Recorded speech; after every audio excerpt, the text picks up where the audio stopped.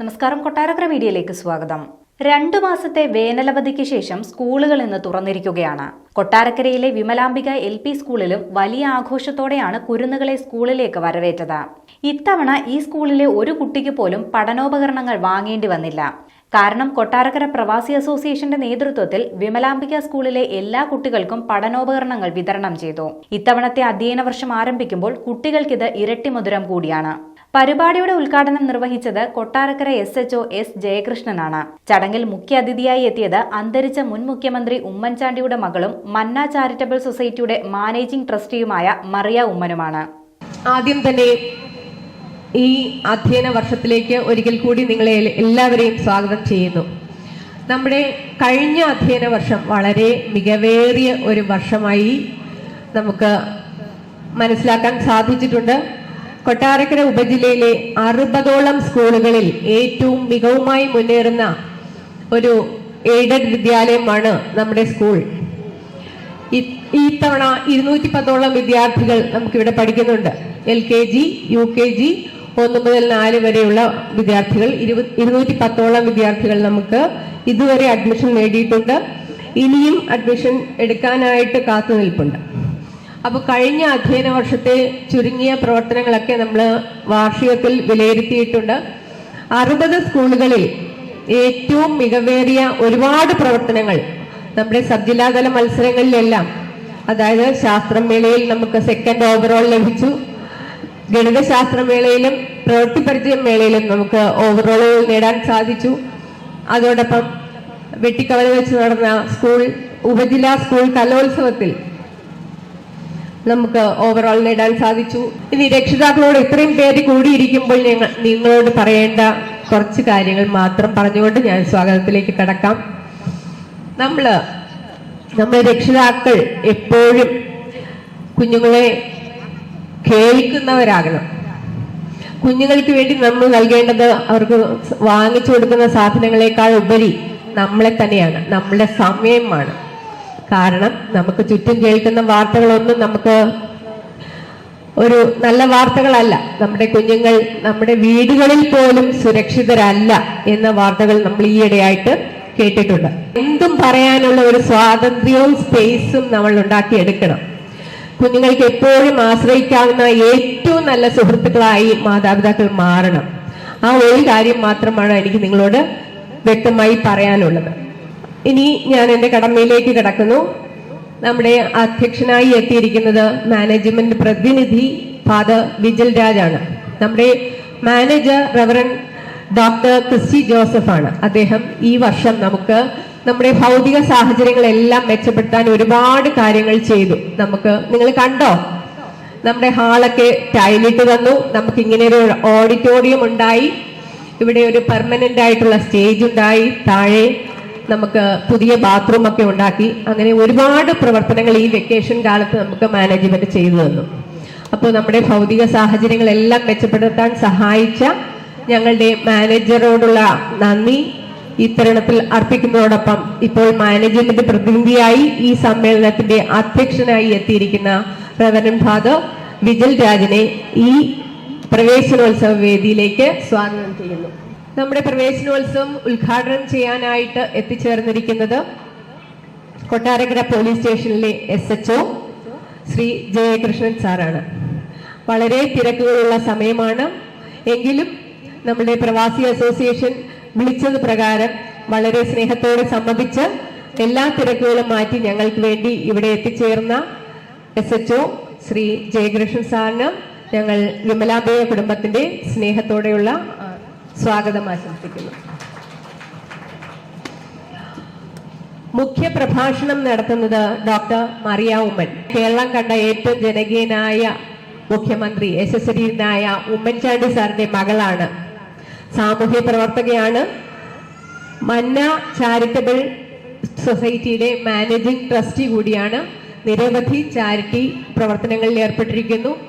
അപ്പോൾ മുഖ്യ പ്രഭാഷണം നടത്താൻ എത്തിയിരിക്കുന്ന ശ്രീമതി ഡോക്ടർ മറിയ ഉമ്മനെ സ്നേഹത്തോടെ വിമലാംബിക കുടുംബത്തിലേക്ക് സ്വാഗതം ചെയ്യുന്നു.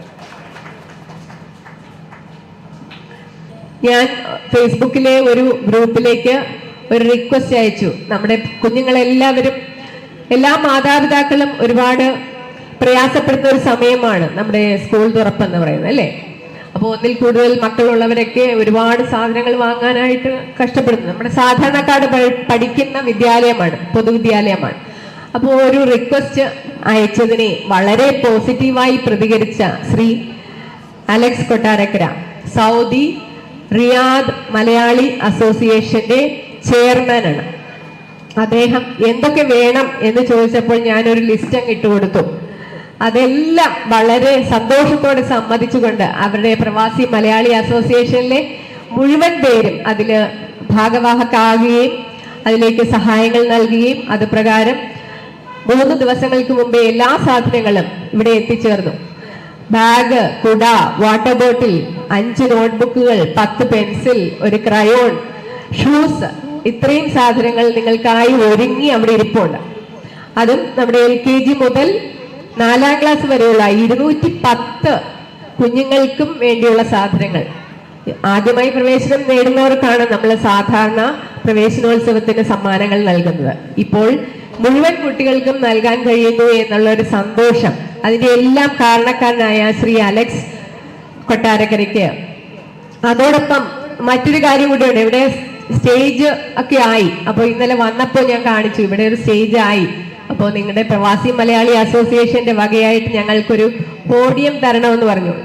ഇവിടെ കാണുന്ന ഈ പോഡിയം അദ്ദേഹം പറഞ്ഞ ഉടനെ തന്നെ അത് ചെയ്തു എന്നുള്ളതാണ്. അത്രയും വലിയ മനസ്സിനുടമയായി അവരുടെ പേര് ഇതിൽ എഴുതി വെച്ചിട്ടുണ്ട്. അപ്പോ അതും തന്നു. അപ്പൊ ഇതിനെല്ലാമായിട്ട് ഇപ്പോൾ തന്നെ ഞാൻ നന്ദി പറഞ്ഞുകൊണ്ട് അദ്ദേഹത്തെ ഹൃദയപൂർവ്വം വിമലാംബിക കുടുംബത്തിന്റെ, ഞങ്ങളുടെ എല്ലാവരുടെയും പേരിൽ സ്വാഗതം ചെയ്യുന്നു. ഒരു ക്ലാസ്സിൽ ഒരുമിച്ച് പഠിച്ച 10-20 പേർ ഇവിടെ റീയൂണിയൻ നടത്തി. കേട്ടുകേൾവി പോലുമില്ല 4ാം ക്ലാസ്സിലെ റീയൂണിയനെ പറ്റി. സാധാരണ 10ാം ക്ലാസ്, 11ാം ക്ലാസ്, ഡിഗ്രി ക്ലാസ്സുകാരാണ് റീയൂണിയൻ നടത്തുന്നതെങ്കിൽ അവര് കൃത്യമായി അതിനെ സംഘടിപ്പിക്കാൻ ശ്രീ റോഷൻ ജോർജ് സാറ് കാണിച്ച ആ ഒരു മനസ്സ്, അവർ വന്ന് വെറുതെ ഒരു മീറ്റിംഗ് കൂടി കടന്നുപോയതല്ല, വളരെ വ്യക്തമായ പ്ലാനിങ്ങോടുകൂടി ഞങ്ങൾ എല്ലാവരും വളരെയധികം എൻജോയ് ചെയ്ത ഒരു ദിവസമായിരുന്നു അത്. അദ്ദേഹത്തിന്റെ സംഘാടന മികവ് അതിൽ ഞങ്ങൾക്ക് അഭിമാനിക്കുന്നു. അതോടൊപ്പം സ്കൂളിന് ഞങ്ങൾ ആവശ്യപ്പെട്ട ഒരു കളർ പ്രിന്റർ അവർ നൽകുകയും ചെയ്തു. അപ്പോൾ റോഷൻ സാറിനെ പൂർവ്വ വിദ്യാർത്ഥിയായി ഞങ്ങള് ക്ഷണിച്ചേക്കുന്നത് തന്നെ പൂർവ്വ വിദ്യാർത്ഥിയായിട്ടാണ്. അതുകൊണ്ടാണ് അദ്ദേഹത്തെ ആശംസകൾ അർപ്പിക്കുന്നതിന് സ്നേഹപൂർവ്വം റോഷൻ സാറിനെ സ്വാഗതം ചെയ്യുന്നു.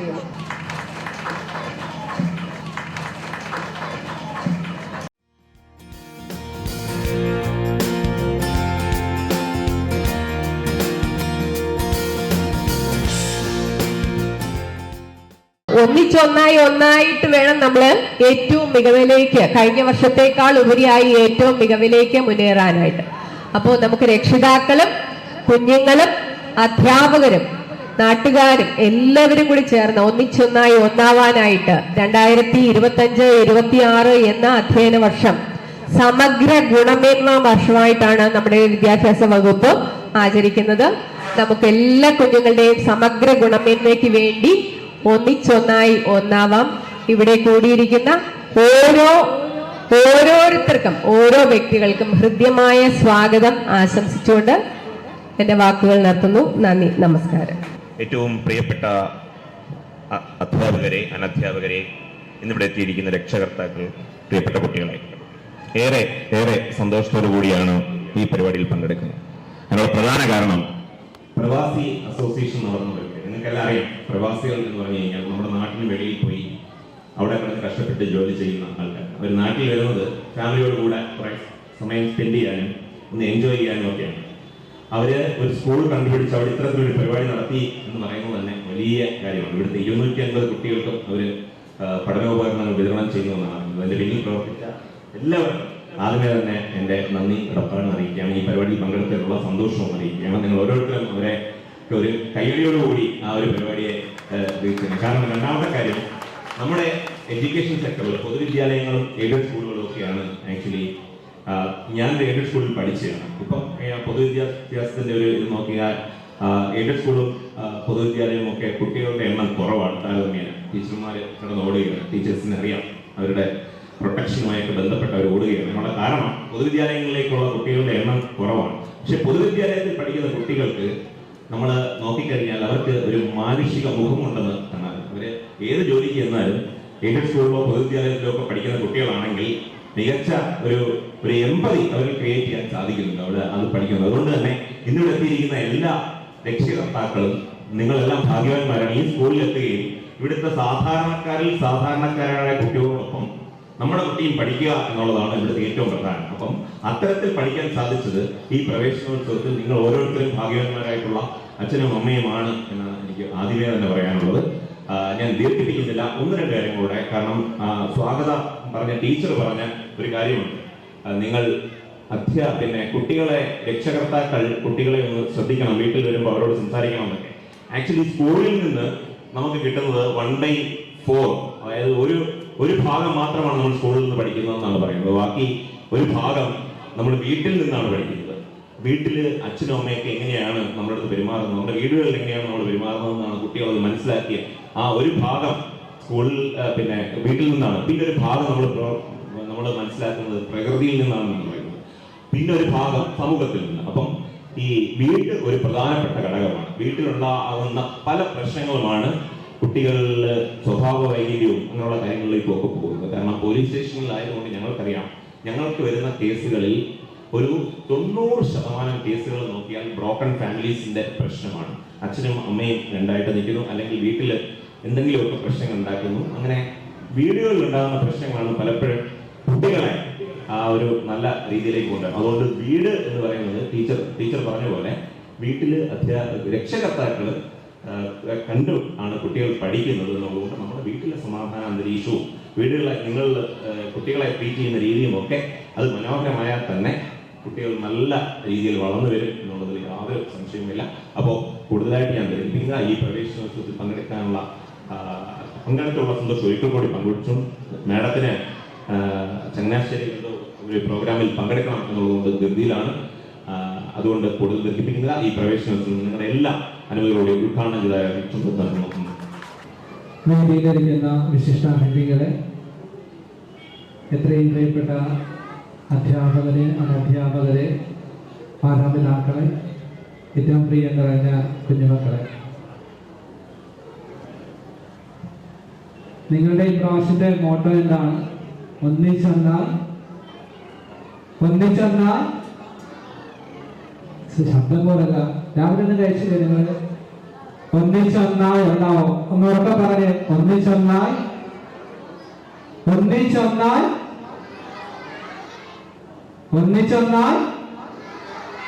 കുറച്ചുകൂടി ശബ്ദത്തിൽ പറഞ്ഞേ. ഒന്നിച്ചൊന്നാൽ ഒന്നാവാം. അപ്പൊ നിങ്ങൾക്ക് എനിക്ക് ആശംസിക്കാനുള്ളത് നല്ലൊരു വിദ്യാലയ ജീവിതം ഉണ്ടാകട്ടെ എന്നാണ്. നമ്മുടെ കുട്ടികൾക്ക് നല്ലൊരു മനുഷ്യരായിട്ട് മാറട്ടെ എന്നാണ്.